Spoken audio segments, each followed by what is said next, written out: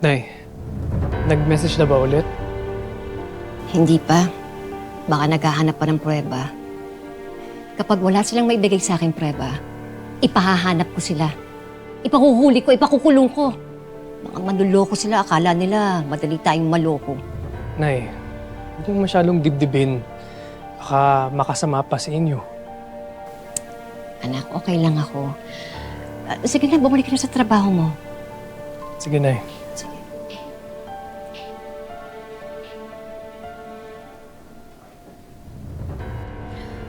Nasaan ka na, anak? Nasaan ka na ba?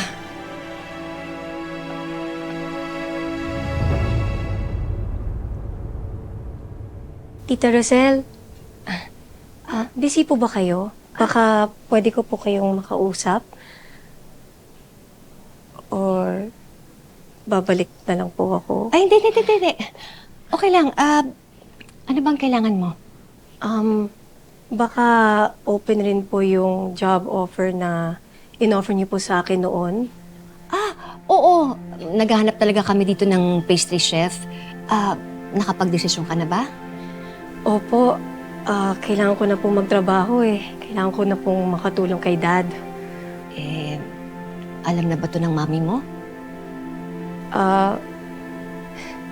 Hindi ko na po kailangan magpaalam kay Mami.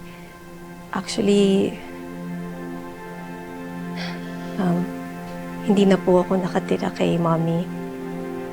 Pinalayas po niya ako. Ha? Bakit? Anong nangyari? Baka pwedeng wag na lang natin pag-usapan to. That's okay. Okay lang. Pasensya na. Basta, ang importante po, nakaalis na po ako sa kanya. And ngayon, nakatira na po ako kay Dad. So, nothing to worry about po. Kailan ka pwede magsimula? Bigyan niyo lang ako ng maybe until this weekend. May kailangan lang akong ayusin. Oo naman, walang problema. Alam mo, Bel, masaya ako kasi dito ka na magtatrabaho sa amin. Excited rin po ako. Thank you po ulit.